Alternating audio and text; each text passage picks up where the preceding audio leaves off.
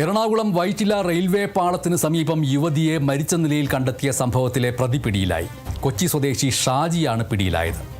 പ്രതിയും യുവതിയും ഉൾപ്പെട്ട CCTV ദൃശ്യങ്ങളാണ് അന്വേഷണത്തിൽ നിർണായകമായത്. പ്രതിയും യുവതിയും കാറിൽ വന്നിറങ്ങുന്നതും നടന്നു പോകുന്നതുമായ CCTV ദൃശ്യങ്ങളാണ് പോലീസിന് ആദ്യം ലഭിച്ചത്.